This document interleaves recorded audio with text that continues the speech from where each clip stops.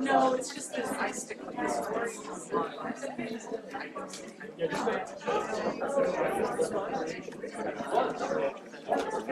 Can you hit record?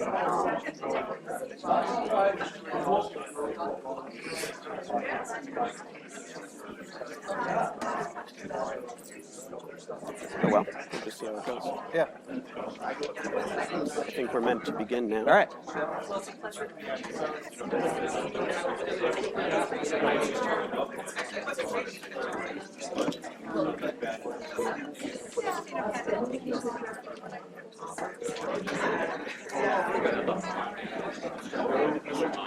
All right, everyone. I know that we are still filtering in because there's a lot going on today, but we want to stay on schedule, so we're going to get started.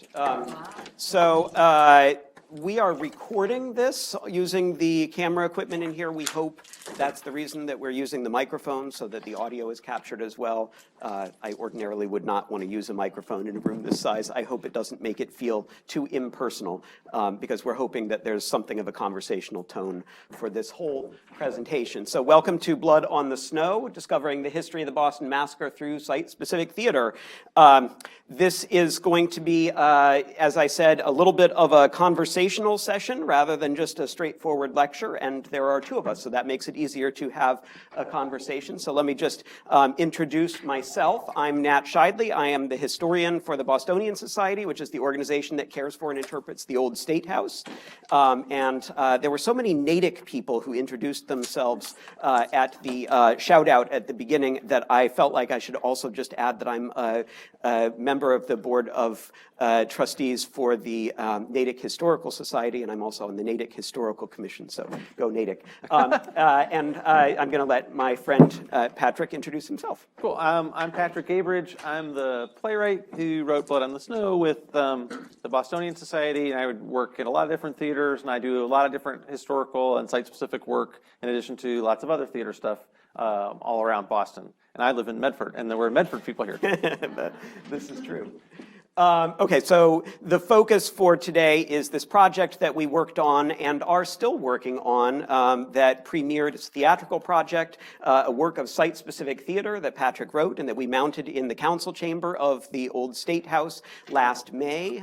It was a really successful project, and we were so emboldened by the response of audiences to this project that we have decided to remount it. It is actually opening again this summer. So on June 1st, we'll have the first public performance, and we're going to run 5 performances a week all through the summer until August 20th. So there will be ample opportunity to see it. If you didn't get there last time, we can only squeeze about 55 people into the room for each performance. So the goals for this presentation are, number one, to tell you about the project and its origins and what we were trying to accomplish, and just let you know that it's out there because we'd love to have folks who are history buffs and history enthusiasts come and see the play this summer.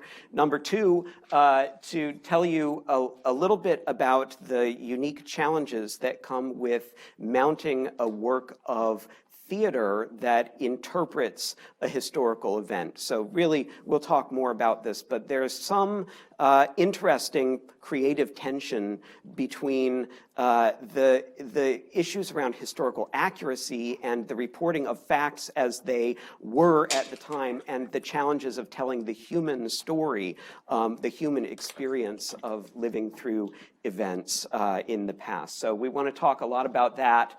And then wrap up just by showing you some of the production photos and telling you a little bit about the audience response and the impact of this. We have done a different version of this presentation at the New England Museum Association conference, which was much more a how-to session.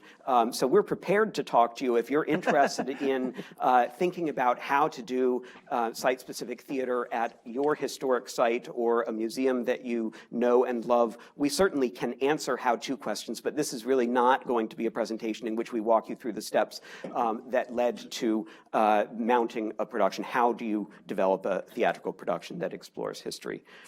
So let me just jump right to the subject of origins and goals. Where did we get the idea? How did this get momentum? And the play is set on the day after the Boston Massacre. So the critical piece here is just knowing the historical context. My building overlooks the site of the Boston Massacre, and so we interpret the Boston Massacre every day. Our interpretation focuses on the events leading up to the massacre, so the occupation of Boston from 1768 to 1770, and the events of March 5th, 1770, that led to the shooting of civilians in the streets of Boston by soldiers of the 29th Regiment.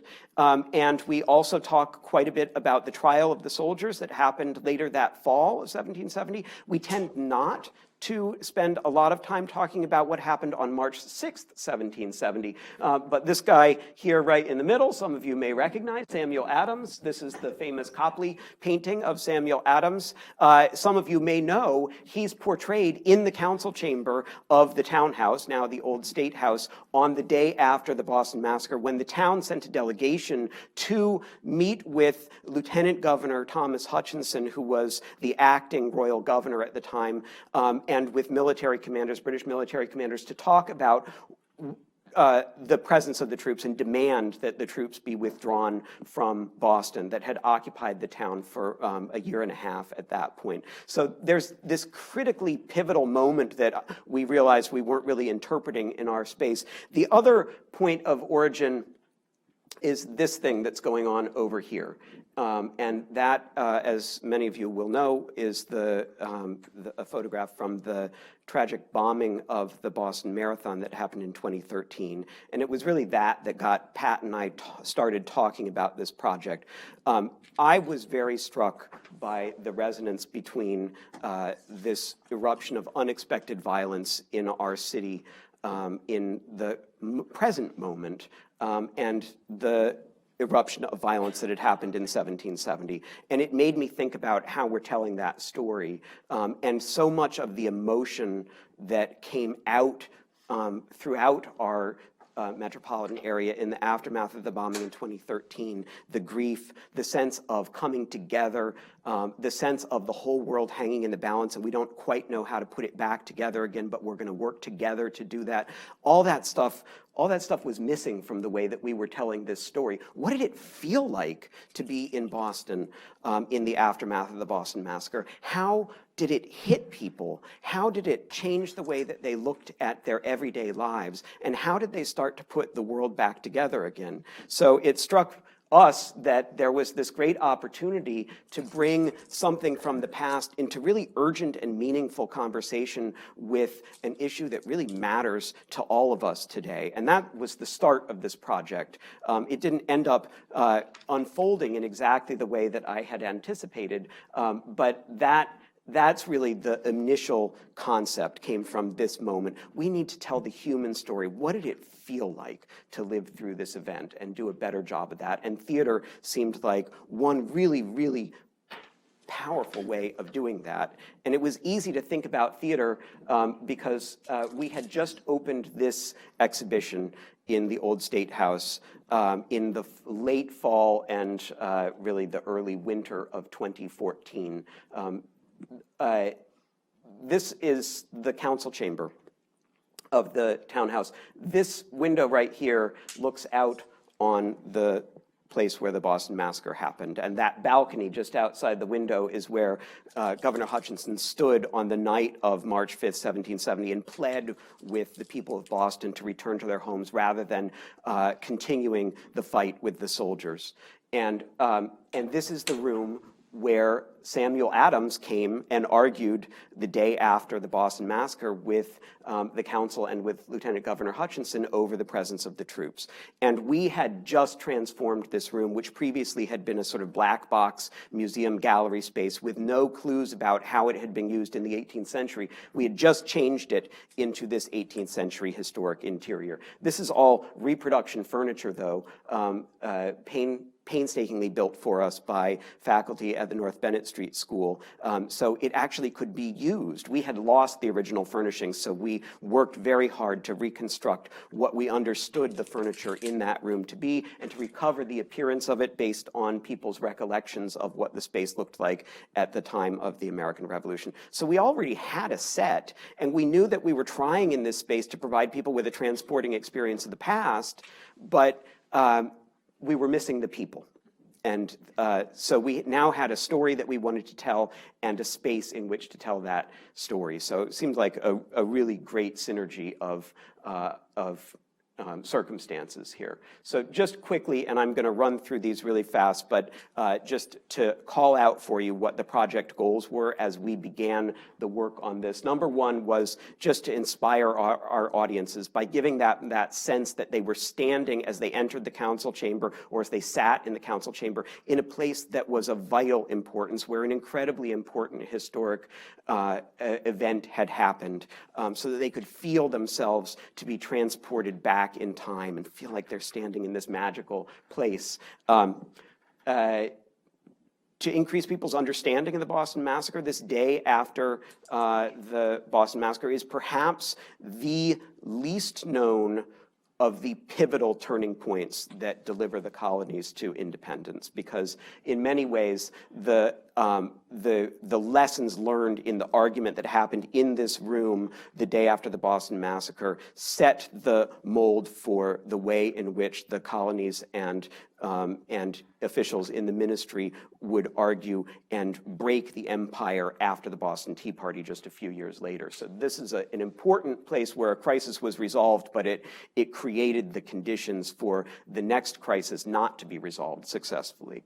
And then three, and this is really important for us, one of the goals of this project was to figure out how to bring our local audiences in and feel connected to our building and our space. Working on the Freedom Trail is a challenge. It's a huge opportunity. We get 100,000 visitors a year at the old State House without working terribly hard. We can certainly increase that number by providing an even more compelling experience inside the building during museum hours.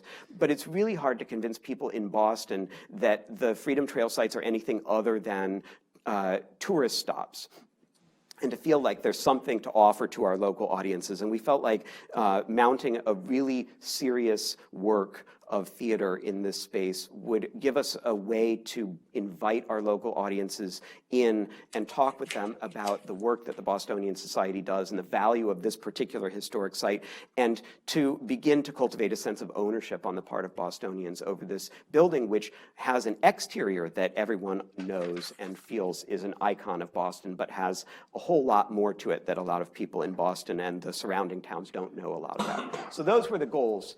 And I just want to shift quickly now to the heart of the matter, which is the challenges of telling this important story through theater. And really, I want to turn things more over to Patrick now, and we're going to engage in a little bit of a conversation as we walk through some of the creative choices that were made. So basically, the background to this is I was thinking about how to tell this story and beginning to think that maybe a work of theater was the way to do it, and a mutual contact put us in touch.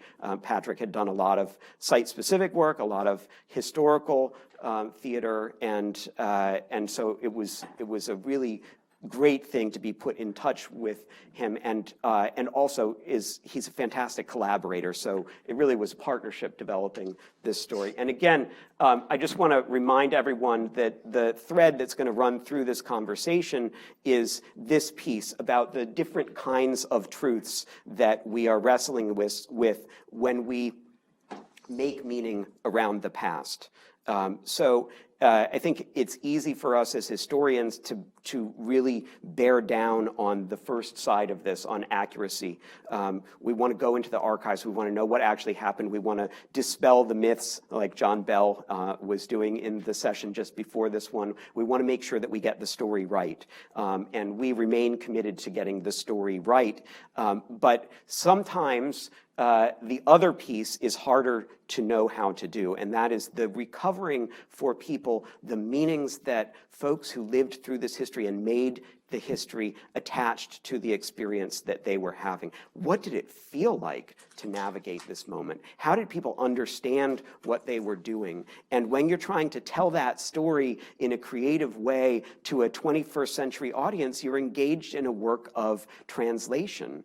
And in some instances, we found that translating the human experience successfully meant thinking in a slightly different way than might have been our initial take about the strict accuracy. So I'm not saying that we made a myth, but we maybe emphasized the human experience in ways that created I think a really creative and important tension with just the factual story. There's a lot more to the story than the facts, I think, is what I'm trying to get at. I don't know if you have anything you want to add on that, just in a broad sense, before we jump to the specifics. Yeah, I think in that what we are trying to do is that there are already ways of presenting things in 3 dimensions in museums already. In terms of costumed interpretation is one way of looking at things. And then reenactment is another way that really is with the focus on detail. And we are really looking to find a third way of presenting the material and the experience in terms of creating a work of art that is really talking about the underlying meaning and experience of what's going on that meshes with those other ways of looking at things through human experience. So that's what it was a different way for us. Great, thank you. And so this thread will run through different parts of this, and it may not be at the surface in all of these parts, but I would encourage folks to feel like they can jump into the conversation as we proceed through this next section of our presentation. We'll do a little back and forth, but there's room for Q&A with all of you as well. We're going to just move through some of the choices that had to be made as Patrick started to take the history and think about how to shape it into a story. So this is really about finding the story and about knowing how to tell the story in a way that's going to feel really engaging to our audiences and help them understand what it was like to be in this moment and what it all means and how it may impact the world we still live in today. So one of the critical choices, maybe the most important first choice, was the point of view from which the story would be told.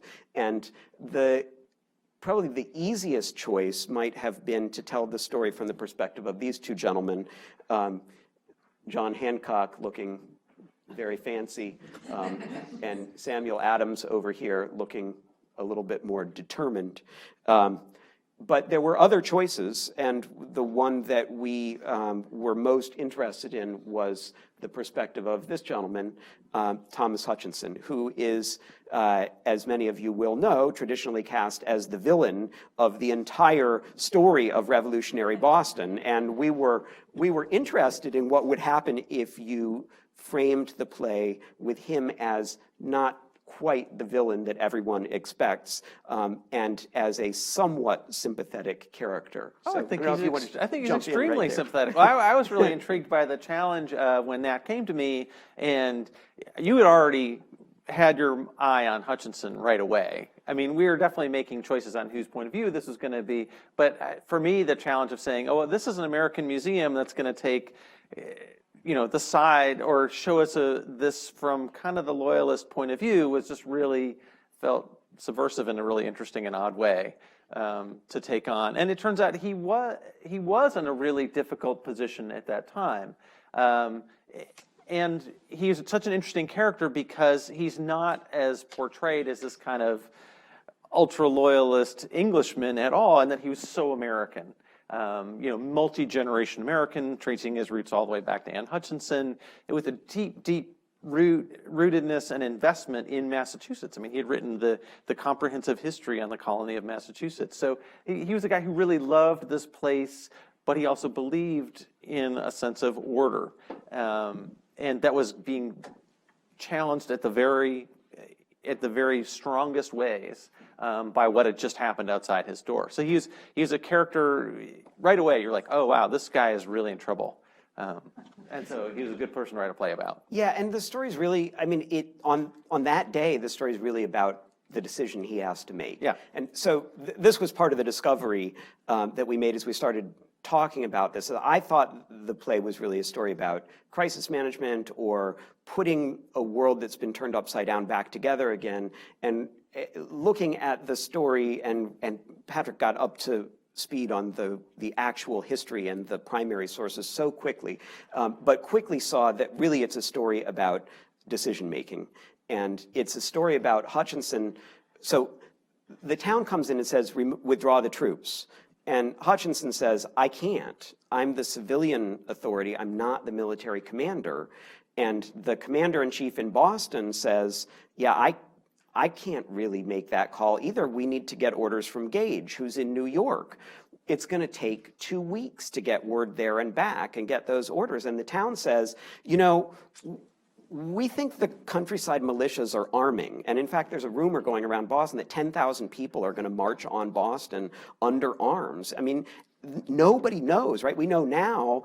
That's probably exaggerated, but there are people arming in the countryside, and there is a real risk. But in their moment, they didn't know. They thought, okay, if we don't do something today, you could have pitched battle in the streets, right? This could be the start of the revolution. And it's Hutchinson who has to figure out how to make the decision that he doesn't want to make, right? He's hoping to get the appointment as the governor, not just the acting governor. And so he really has to sacrifice his own career ambitions to do what's right for the town he loves. So it ends up becoming, the story ends up becoming a story about him trying to find his way to that decision. Okay, and related, actually, I think, is the puzzle that Patrick had to solve about how to make time work in the play. The meetings take place over an entire day.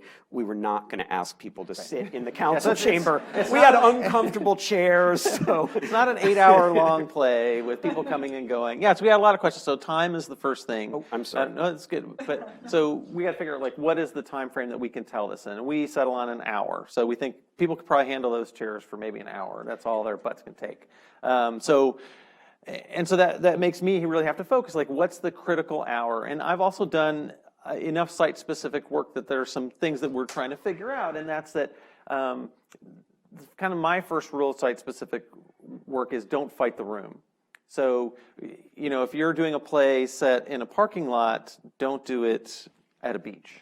If we're doing a play in the old council chamber, let's not have a bunch of different scenes moving back and forth and keep breaking time all the time. So right away, I think we knew this was going to kind of have to happen in real time. We can do some subtle compression that you're not going to see just through the writing. But our goal is to make it feel like you're there. So we're not doing, there's not light changes, there's not scene changes, there's not costume changes. We've got to make everything happen right there. It increases the sense of immediacy, but it gives us some other challenges just for the drama. Like, okay, everything's got to happen right there. And we need to establish the context and action all right there for you. So, great. I want to pause just in case anybody has any questions about these first two areas where we had these choices to make. I just want to say I was invited to play. Thank you. It was amazing. And the point you just made about the time, the entire time I was sitting there, I didn't miss a beat. I had the sense that I was there and I was in the action the entire time. And I thought that was one of the most brilliant things that was kind of keeping us right there. Thanks. Yeah, I mean, a lot of it is just direction, but script and planning, and that was our goal. And then kind of the next slide shows that the other thing we've got to balance is that we have a lot of voices in the room.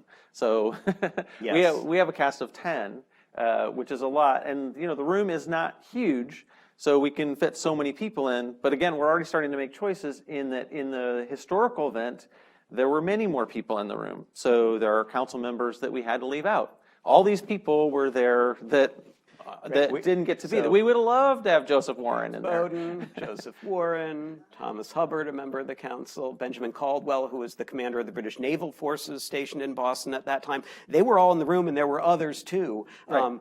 There's no good image of William Molyneux, who would have been with. He would have been awesome to have in the room. He would have been the most incendiary person Right. in the room, and but yeah, you can't fracture the story in too many ways, right? Right, because we only have an hour, so we want to get voices from everybody who's in the room, but we can't have 30 people there and participating. And also we have practicalities in that we're actually going to produce this thing. We have a certain budget. So we can, originally I think we were going to do it with 5 people. And I quickly came back and said, Nat, we need to have a sense of the meeting, that there's something happening here. And because part of this is, there's groups, and so we have to have enough people of the council to get a sense of that there was a group of people that is going to change over the course of the play, and then we also have a sense of the townspeople, and then there's some class issues that we have to bring into play. So I think 10 was about as small as we could go. We could easily add 25. But then we wouldn't have room for the audience either. Right. We'll look at a couple of the interesting characters that were included, but I think there was a comment or a question out here. Yes, my wife and I saw this last year and were impressed with how immersive and immediate it was. I was kind of curious who else has seen it? How many people here? Thank you. I meant to ask people. Yeah, how many people in here have had a chance to see the play? Wow. How many people wanted to go and couldn't get tickets? Okay. And how many of you hadn't heard about it until right now? Awesome. So that's great. So there's going to be a lot more tickets this year, 3,000, and we'll have information at the end about how to get them. But thank you. Yeah, it's helpful to know that, and I should have thought to ask. Okay. A couple of interesting characters who were included, and this brings us back to the point about how we relate the experience and the human story to the factual story. Do you want to talk about so one Andrew? character we added was Andrew, and this is kind of the largest ahistorical section of the piece. And we're always having to make choices about accuracy. Who's in the room? What are they saying? We don't know. There's not a specific transcript. Everyone asks that, like, oh, did you have the records? Like, no, not really. Not good records of what was in the room. But we added Andrew as a character. He did some dramatic things for us in terms of he was providing a witness to the actual events. There was an enslaved person named Andrew who was owned by Oliver Wendell, grandfather of Oliver Wendell Holmes, who was at the event and then gave testimony during the trial. And there were several people of color who were at the trial, but he probably would not have been at this meeting during the day. But we made a choice in order to show some things about Boston, about slavery in Massachusetts at that time, and also to provide some additional narrative oomph to what we were doing. We brought Andrew in as a character. And it's a tricky choice. Should we do it? Should we not do it? But it ends up becoming a really powerful part of the play, and it's a really powerful moment when he comes in, and you realize that for some people that was an interesting realization about some of the myths we have about New England and Boston and how slavery worked and things like that. That's able to come home to people in a pretty quick time period. Yeah, this relates back to the issue about time as well. Having decided to have unbroken time in the afternoon of the day after, one of the puzzles was, well, how do you help people understand the emotion of the night before and the power of having watched your own townspeople, your own fellow residents of Boston be gunned down in the street by soldiers who you were expecting were supposed to be a protective force when they first arrived in town. We know that Hutchinson stayed late into the night until like 3 a.m. in this room the night after the massacre, and they were actually interviewing people and trying to figure out what had happened so they would know how to proceed. So it is plausible that Andrew's story had in some way reached the ears of the council, and so the decision was here to play with, okay, they're still trying to figure it out. This helps to tell the story of uncertainty, which is underlying this whole thing. But also, Andrew can give testimony to how horrible it was to watch it happen. And then all of the benefits of helping us understand the social structure of Boston. What was cool about him is that he actually has one of the best narratives in the actual transcripts that we have from the trial. Right, and you used a huge chunk of I started out, it was pretty verbatim, and then it testimony. changes as you massage it, as production happens and things keep changing. But yeah, we use a lot of his words. And just quickly, one other character that's probably worth thinking about is our friend William Baker here. So Baker was the doorkeeper at the townhouse, which meant that it was really his job to just care for the building. He was like the facilities guy. He made sure the fire was started in the morning and that the room was swept at the end of the night. And he would also be the person who would come in and run errands for members of the council. He was the gatekeeper to the room. He worked closely with both the council and with the assembly. And we knew a fair amount about him, but he's also, he solved some of the dramatic challenges that you had. Do you want to talk a little bit about that? I think he helps the flow of the room a lot for us, just physically, and he again adds some class distinctions in the piece, which is good, and gives us a good coda at the end. But I think what's funny to me about Baker is the fact that he was his name was Darling until about a month before we opened, because we thought one person was the doorkeeper, and then additional research keeps turning up things. And I think that's such a good example of how working on historical plays and things work, in that you think you've got it down, and like, oh yeah, oh wait, there's a document that we missed, and here's a new thing. And it's so good at showing how it's so hard to pin down details. So even when you're striving for accuracy, all this stuff is very fluid. You don't really know, and you do the best you can. So I love that we made that adjustment. Great. Before we move on from who was included, any questions about which voices? Yeah, Judith. One of the things that I've been struggling with is exactly what you say, is when shows or performances have opened, and then you continue doing research because it's an ongoing production, and you unveil something, or someone brings something up in a Q&A that turns you to a new source of information, where you realize that you need to expand or correct portions of your program that you thought were accurate. And how do you resolve that inner turmoil of the first 300 audiences that saw that show were lies? Not usually giant, streaming things, but the closer you get in uncovering these truths, the more you feel compelled to present the story as accurately as possible. So do you issue an editor's note, like an op-ed? Right. An apology? Right, yeah. How do you resolve that? Like, if you realize that you uncover something that contradicts past seasons of Blood on the Snow, do you say the new and improved version of Blood on the Snow? I don't know. That's a good question. Yeah. And I've done a lot of historical stuff, and sometimes stuff does come up. I mean,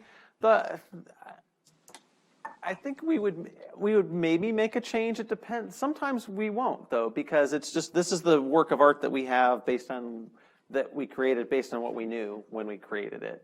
And then if we were to correct, you can't correct on every detail for sure. But I've had other projects like, what would I do? And you can't chase it, because stuff will come up, I think. Yeah, in this instance, this particular factoid about the doorkeeper, we found out maybe 3 weeks or a month. We made a decision about it very shortly before we went into rehearsal. But we almost didn't change the name. Yeah, because everyone liked the name Darling better. I think Scott, who played Baker, would have preferred to have played Darling. Oh yeah, Darling was a much better name. Definitely. And I was like, nobody's going to care. No one would know. No one would have known but us. Right.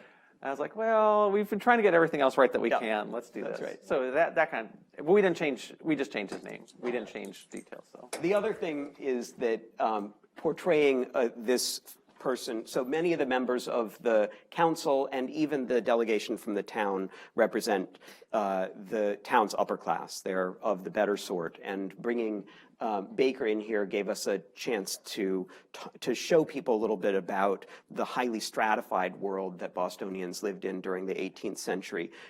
He's awkward around his social superiors, but he's also a comic device. So, there are moments, Pat was very eloquent in talking about this, that with the intensity of emotion that he was trying to build in this work, that you have to burst the bubble occasionally and give people a chance to breathe, right? You got to give the audience a chance to laugh, otherwise it's just an endurance sport instead of something fun, right? So some of the best laugh lines come from Baker, and it's much easier to give them to him than to Governor Hutchinson. right, he's not very funny. Yeah, you have a quick question? Yeah, just to this point of telling how to use history, I see that you're still using the word massacre to describe the event. in the title at least. So that's obviously a decision. We've been taught that it was a massacre, though it wasn't. So you decided to do that.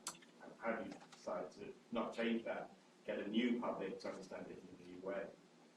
Yeah, so we use the word Boston Massacre because that's the way people, to connect with people, to say, oh, this is a play about the aftermath of the Boston Massacre is a lot easier than saying, you know, this is a play about the aftermath of the unfortunate incident that happened in King Street on March 5th, 1770 that used to be known as the Boston Massacre. But it's a good point, and I think the word massacre is actually used in a couple of very brief lines in the play, and I think it's appropriate because I think it was being talked. Am I right about that? I feel think like there's maybe one mention of it, but yeah, it's one of the definitely not council used members. It's in the play. That's not.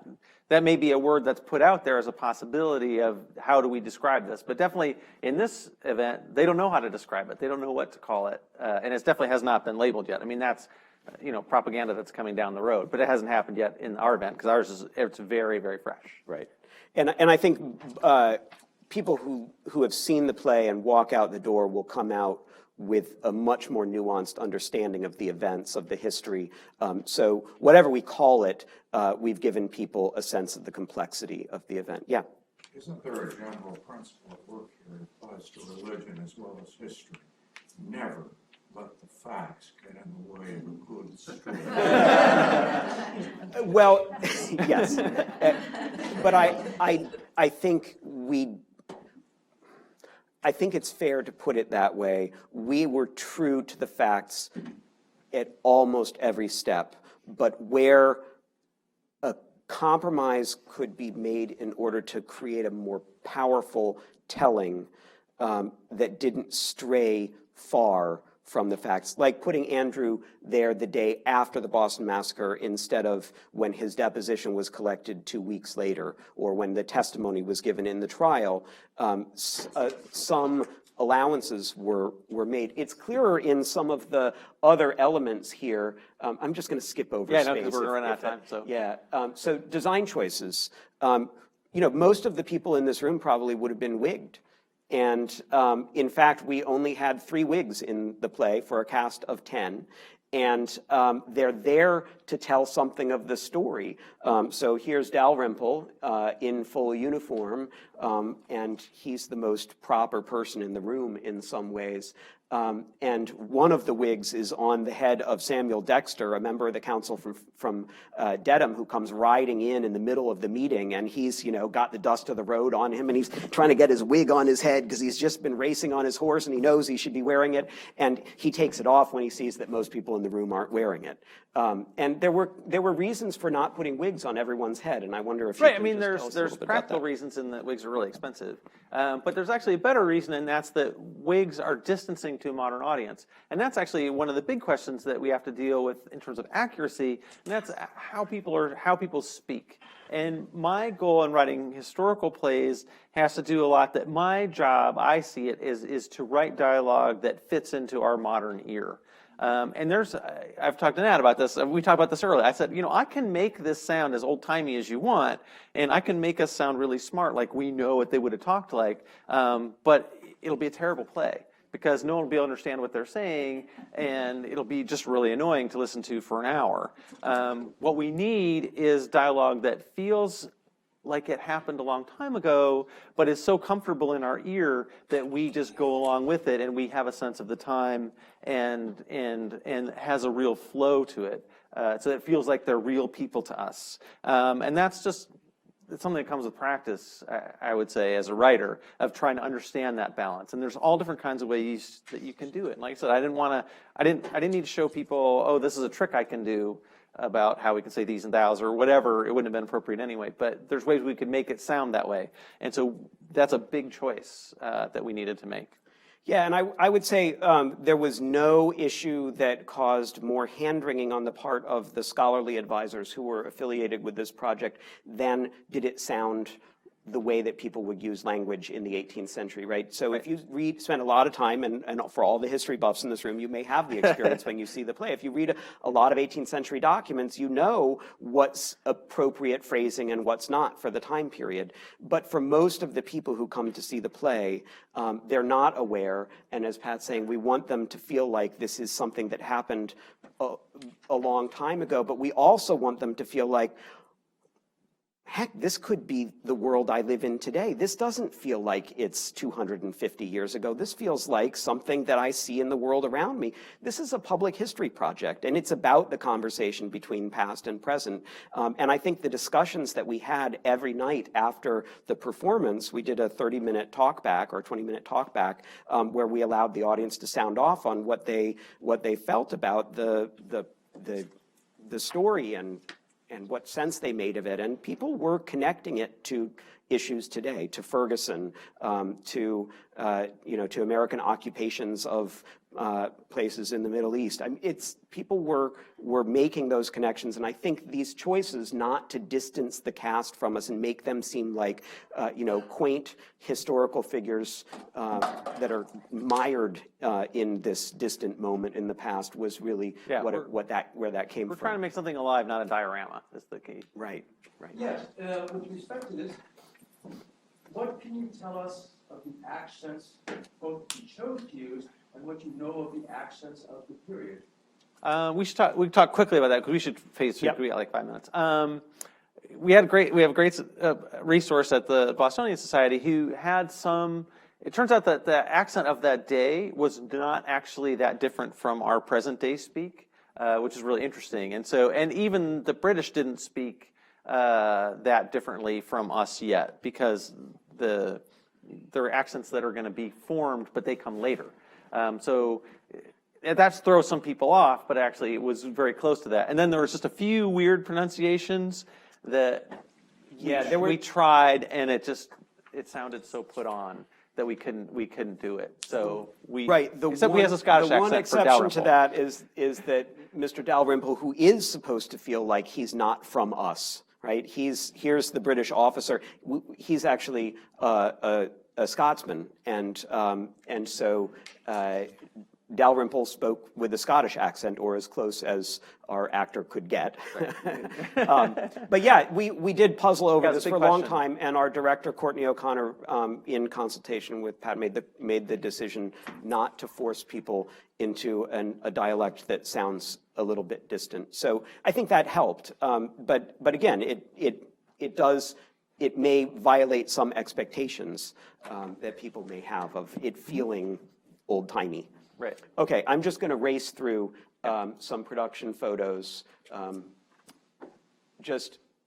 I wanted to include a little bit in here about the development arc. So we began work on this in probably right before Christmas 2013 or just after New Year's 2014. Yeah, early 2014. Pat did most of the research and writing, and we met weekly during that phase for about 3 months, and I think a complete first draft, which is not that distant from the production version, was completed by March of 2014.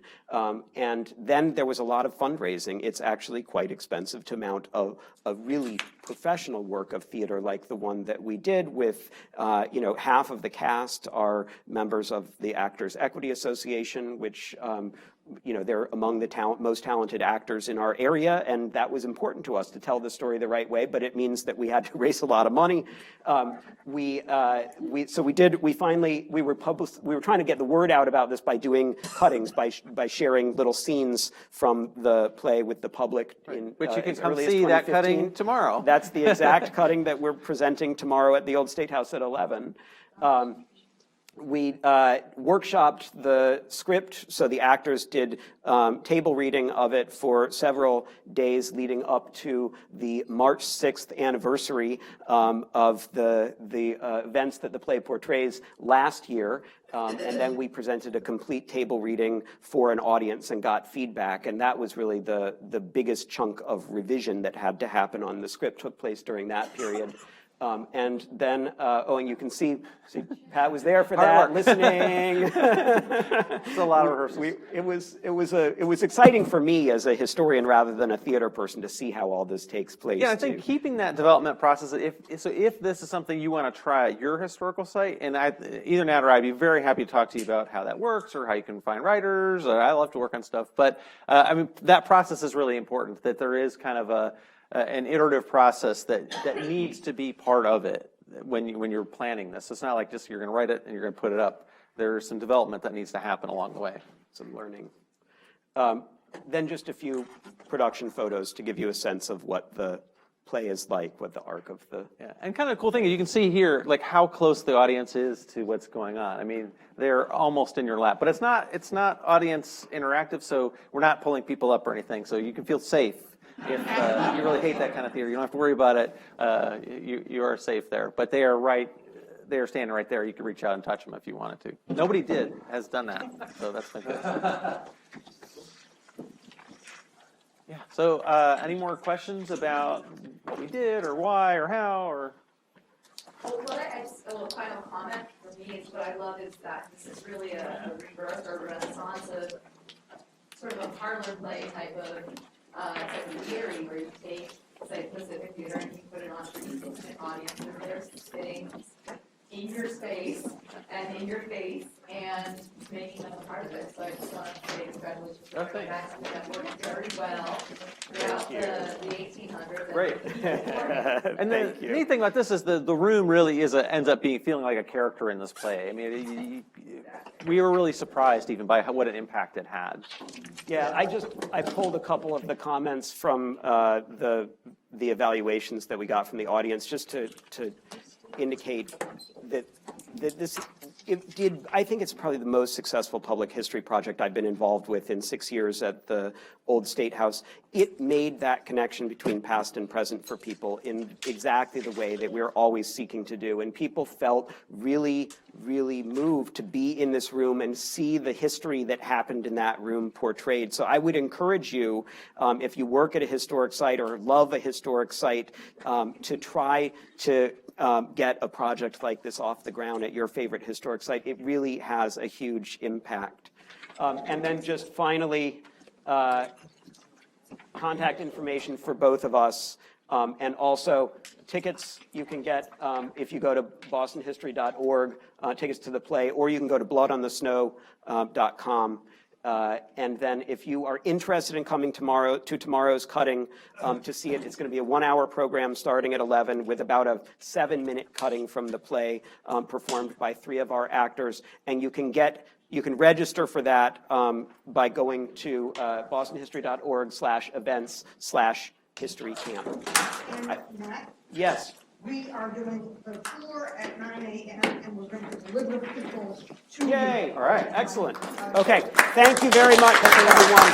We are interested in your feedback, so if you have a moment to write a note on the index card, by all means do that, and we will just collect them right here.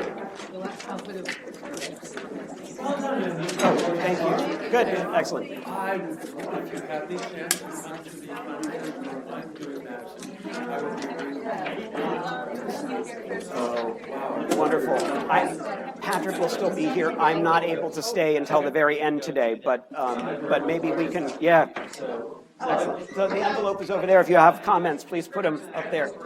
Hi. Hi, Claire. Work for the New England Historic Society. Yeah, sure, I know it.